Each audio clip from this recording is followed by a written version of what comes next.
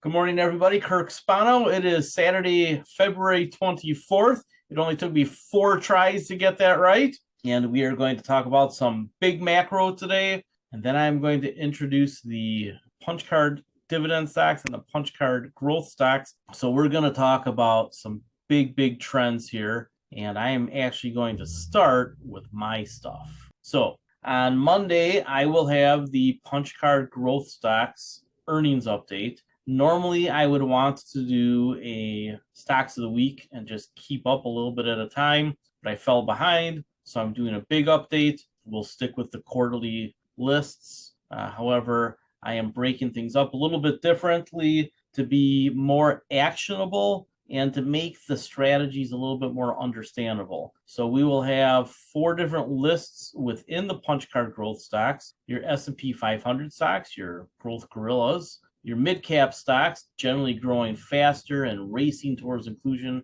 on the S&P 500, which triggers forced buying by the institutions. Small caps, so these are companies with huge growth potential. And then micro caps, specifically companies that are looking to get onto the Russell 2000, which is the other trade that includes all sorts of forced buying by institutions, in particular IWM. But inclusion on the Russell 2000 is also a rule that many investors have to satisfy. So many funds have to be able to say, look, this is a stock in the Russell 3000 somewhere, 2000 being the smaller part, before they can invest. There's a lot of institutional investors that just cannot invest in microcaps. So that jump onto the Russell 2000 is the trigger that allows them to invest. And I was talking about that with one CEO this week, and he thinks it's going to happen for his company this year.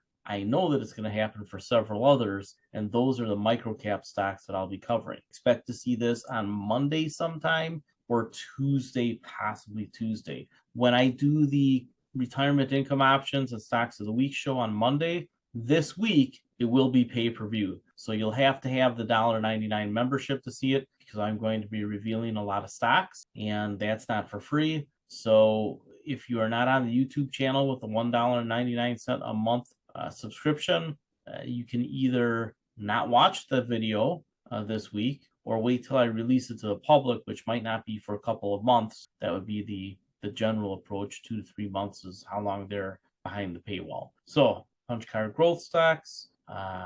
One of the other things is I'm taking certain companies off of the growth stocks because they weren't really growth stocks, but they were turnaround plays. So I'm creating a separate turnaround value list. And remember, the thing about turnarounds that Warren Buffett says, they don't often turn. So we have to be very careful with that list. I'm segregating it out. And I think that this particular image that I have up there is kind of a harbinger of some of the stocks that will be moving over to that list. All right, tree rings report. A couple of things that I thought really caught my eye.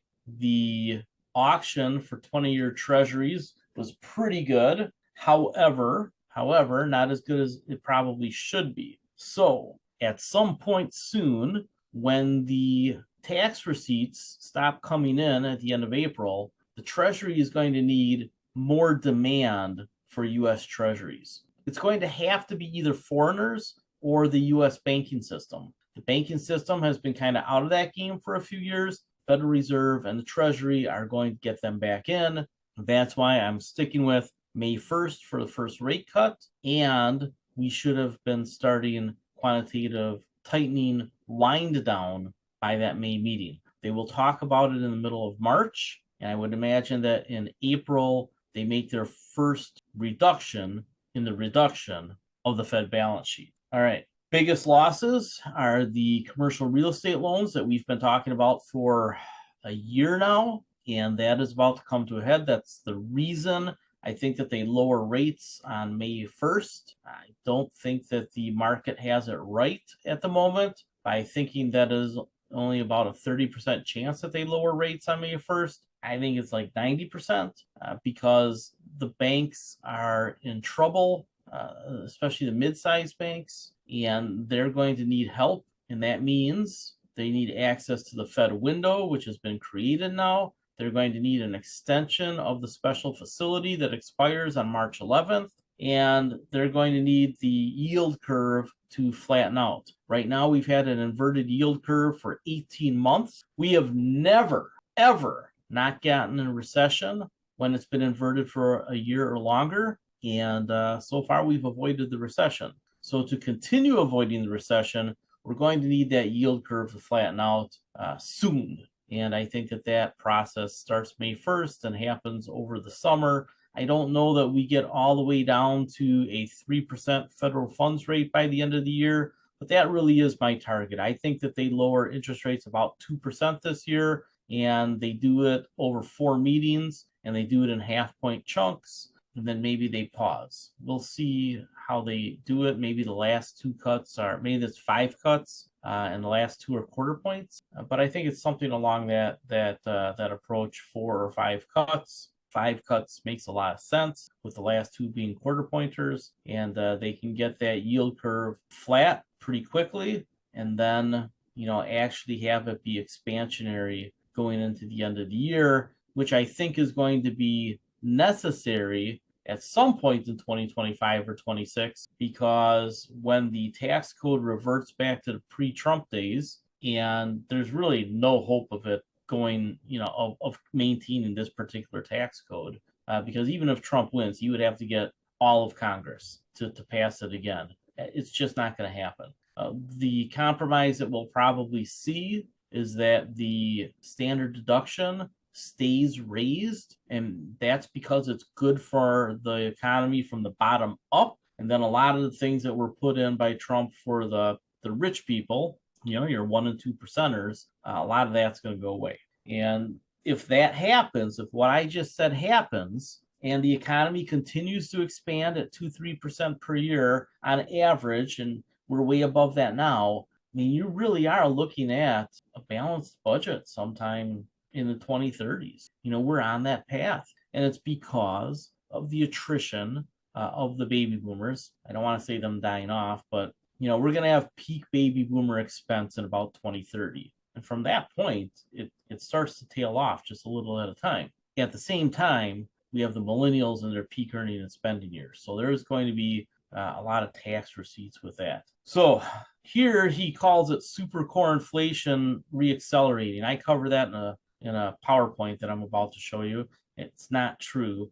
These guys are inflation hawks. And I have an article started about why the inflation hawks are wrong, how they've been wrong for 40 years. The title of the article is that the inflation hawks team is 3-27 in the last 30 years. If you were a football team and you were 3-27, 3-27, would you feel really good about your team? I don't think so. I mean, you'd be getting a lot of good draft picks and wasting them, apparently. So we're going to talk about this a little bit in coming articles. And I think that one of the interesting things out there is that the pivot point, the inflection point for clean energy and EVs, everything we've talked about just keeps lining up for 2026, 2027. It just keeps going there. And one of the catalysts is that we really are starting to run into a little bit of a shortage of new domestic oil production in shale.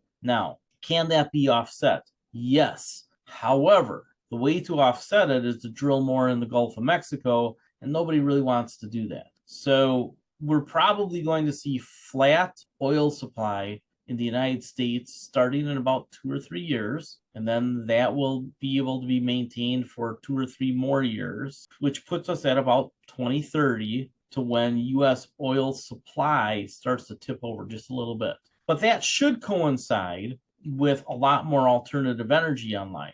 What do we know about alternative energy? We know that the absolute fastest growing form of energy on the planet, everywhere, is solar. In fact, if you just Google solar projects in your browser, go ahead and do it right now in a side window. What you're going to see is tons of solar coming online. In Texas, 1.1 million solar panel solar farm just went online by Clearway. Clearway is one of the stocks on our list, hint, hint. So when we take a look at the big secular trends, let's not lose the forest and the trees by calling ourselves pessimistic or cynical or inflation hawks or end of the world folks, because the reality is that, again, going back centuries and centuries, generation over generation, the world gets better. That's just the way it is. Every now and then we have one bad generation because we decide to have a world war, but usually we come roaring out of that. Roaring 20s,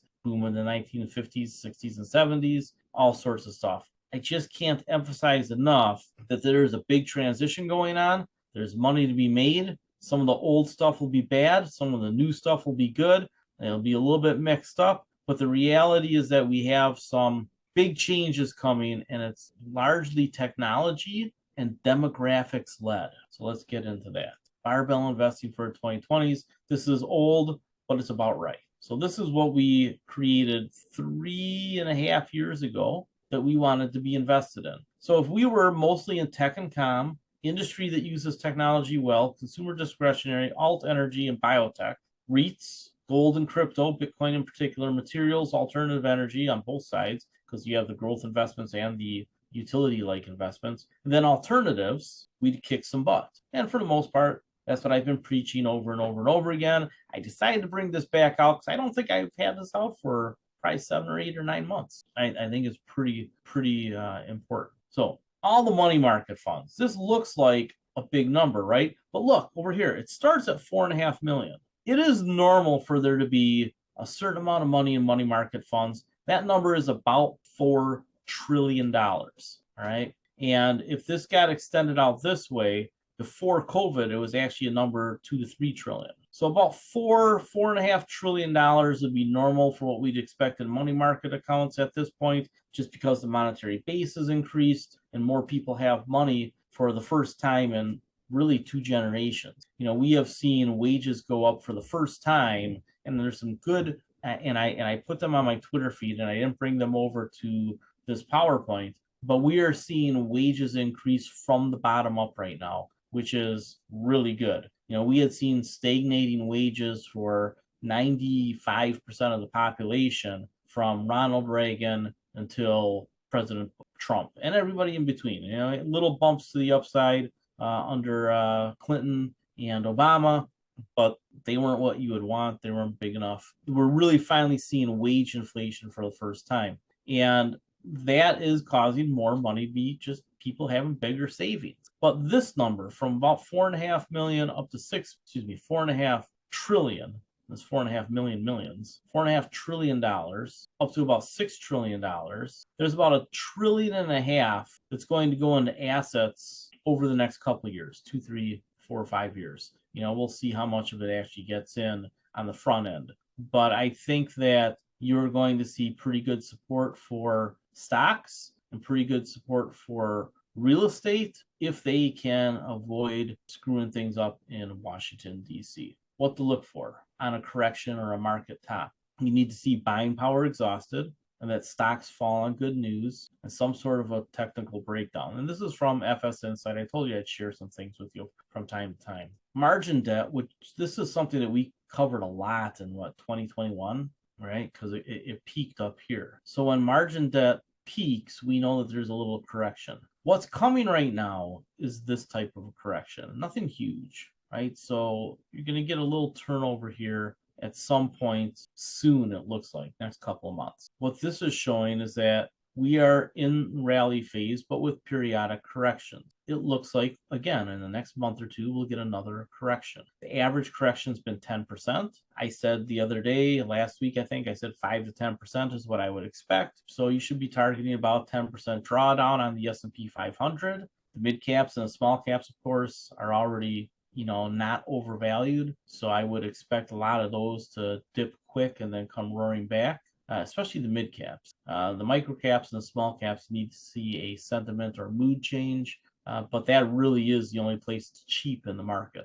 Everything else is fairly valued to overvalued, particularly the overvaluations are found in stocks over $100 billion in market cap. Really anything under $100 billion in market cap, unless it FOMO'd for some reason, not overvalued. But the giant large cap companies, your mega caps, your 100 billion plus companies, they are the biggest weighting in the S&P 500. Therefore, it looks like the S&P 500 is overvalued when really it's only about 100 companies. And I worry about another 100 just because I don't like their businesses. But, I've got 100 good companies that are probably overvalued and then 100 crummy companies that are overvalued. The other 300 on the S&P 500, they're not exciting, but they're not dangerous either. So in the next month or two, expect to see this come down around 10%. So I've said that most of the bubbles were relieved after the 2022 bear market. Large caps, particularly companies over 100 billion market cap, are where overvaluation has come back. Mid caps are fairly valued, but have higher growth than the SPY stocks. And then your small and micro caps are at historical lows, which is the furthest thing from a bubble. This is a bubble. So I thought that this was a good picture they put up. Yeah, people call a stock that goes up a bubble because they weren't in it, right? Regret. So for over 2 decades, I have discussed demographic trends. Really, I started talking about in the late 1990s, but I really started to understand it really, really well as an economist in the early 2000s. So I have used that to find big secular trends to ride. And unfortunately, I'm often a year or two early and people get beat up and they can't take the heat and they sell at the bottom. Don't do it. You'll regret it, because I do tend to get 4 out of 5 of these companies right that I hold on to. And the ones that I don't hold on to, we don't take big losses on. And, a lot of them just round trip on us anyway, just function of time. What we know is that the boomers are retiring into lower spending years, and the millennials are entering their peak earning and spending years. It truly is an echo boom. Every chart you look at makes that pretty clear. The winning investments won't be all old stocks, though, and probably won't mostly be old stocks. Just ask an AI built by NVIDIA. So the generational bet paid off for the boomers. It paid off for Gen X, still paying off for Gen X. And there are certain baskets of stocks that those generations have favored that have done well. And we have to find the stocks that are going to do well with the millennials entering their peak earning, spending, and investing years. What do they think is important? What are they using? What are they investing in? That wave of money pushes stocks up. You can fight that trend. You can try to swim upriver, but you'll get tired and you'll get angry and you'll get depressed and you'll sell at bottoms and then you won't invest and then the market will go up and you'll get angrier. Look, stop swimming upriver. Find the investments like we're trying to do that the millennials are going to support over the next 15, 20 years. Everything is statistically driven. FS Insight, did this pretty nicely, shows where we are. If you take a look at any Harry Dent, you get those waves for spending. We're about to see spending increase. So while people worry about losing their job to AI, the reality is that we're short on labor. We need AI and automation to free people up to do service-oriented work. Services, along with housing, but services are where wage inflation is, and it's really good inflation. You want people who are earning less in the economy to earn more, because that means they can spend more and they can start saving for their retirement. Now, does that mean that people who need the services are going to have to pay a little bit more to get those services? Yeah, well, good. You've been underpaying for a long time to have people help you with your yard or help you with your grandma or teach your kids. Pay for it. There's enough money around. And if we let those super big loophole tax cuts roll off for the super wealthy, the budget balances more or less over the next decade or so. And we don't have to worry about, we got to cut this or we got to cut that. That's just really not how the federal budget works. And I know that there's a lot of inflation hawks out there and a lot of people who want to run around saying, the U.S. debt is $34 trillion. Oh my God. Look, I've covered this before. The size of the U.S. economy is about the same as the debt, and it's not that big of a deal because the basket of assets that we own and that we have access to and will eventually develop in this country is way north of that. I put the estimate at around $300 trillion. The official estimates are somewhere in the 100 to 200 trillion range. I think there's a lot of things that we haven't developed,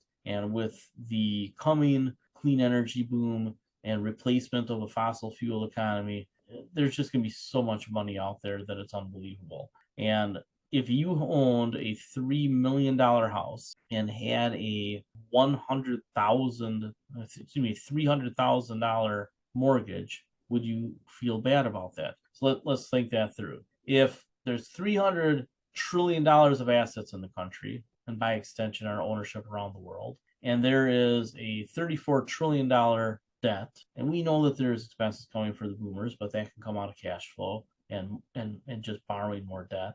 If your home was leveraged at 10% or 20% or 30%, and that's the range that we're leveraged at, would that horrify you? I don't think that it would, especially if you're earning money. So the question becomes, why are we horrified at the US debt? If we lower interest rates, then the interest that we're paying on the debt goes way down. 70% of the interest that we pay on debt goes to who? Americans, with a third of that going right back to the government. That's true. Those numbers, what I just said, is true. So I think we need to really wrap our heads around that we're in pretty good shape. And because America is a leader in so many things, in a world where labor is not in cheap supply anymore, a technology-driven country like the United States that provides services around the world, right? When we export our services, we're making a lot of money on that, is a pretty good thing. So think about what it's going to take to replace the boomers who are retiring, and then think about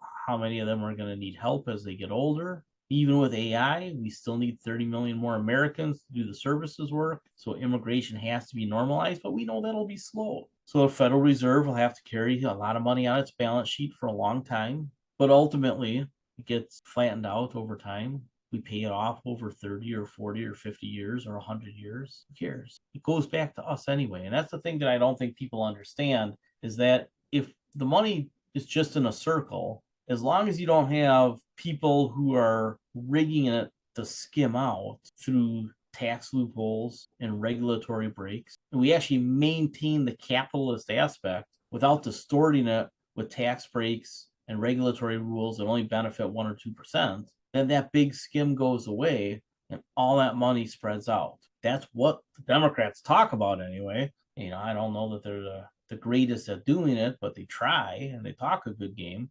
Hopefully we do a better job over time. So the global excess supply of labor is basically gone. First time in my lifetime. And we are probably, and I wrote this article back on Market Watch in 2015 that we were going to have a labor shortage in the 2020s and got laughed at. Well, now it's happening. And I don't think it's going to be this steep, because I do think, the AI and the automation will offset a lot of it. But this is global. In this country, we pretty much know we need 30 million people, and it ain't all going to come from babies. We need 30 million people above the babies is what we need. So we're going to have to fill this gap in somehow. We're going to have to normalize the southern border. We're going to have to normalize all the other immigration programs, which for the most part, those are. If we can figure out the southern border without building a wall to keep everybody out, and we can figure out a way to issue work visas, which President Biden's been trying to do in a pretty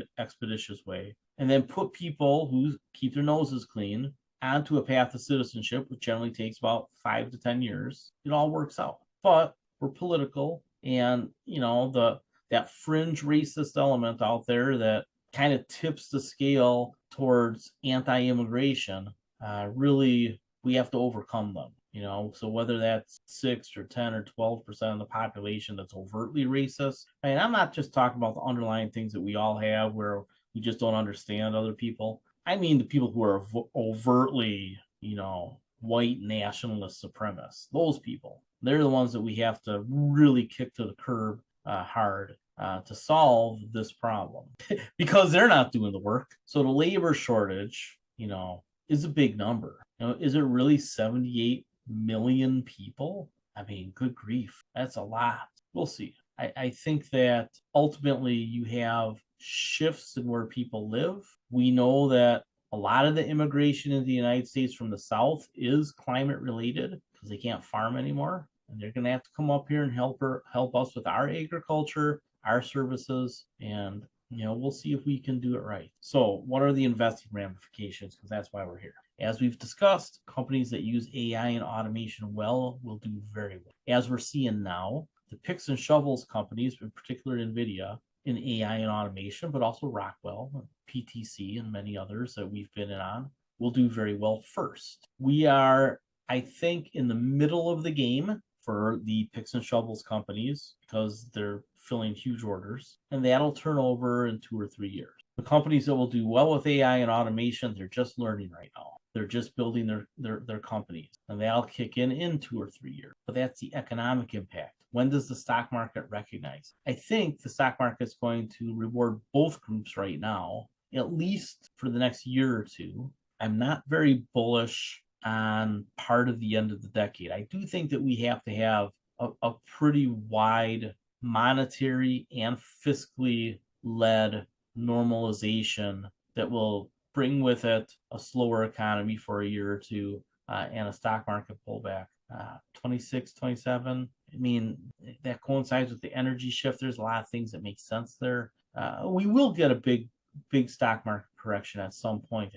I don't see it until we really have a euphoric phase and until some of the valuations on the small caps and mid caps get overvalued because they're just not there yet. And traditionally, before we have a big correction, the small caps and the mid caps get overvalued. So for right now, the biggest gains are probably in small caps and mid caps, micro caps, in particular companies about to get put onto the Russell 2000. It is one of the biggest trades that hedge funds make every year is companies that are going to go from mid cap to the SP 500, but also go from micro cap to the Russell 2000. So that is where we have to be focused. All right. As far as individual stocks go, we'll talk about all that on Monday. That's what that show is for. You really don't need to ask me about stocks on Saturdays because we're really not going to talk about them. We are going to pivot over to the major markets report with Shooter. So with that, thank you very much. And give me a minute to get Shooter in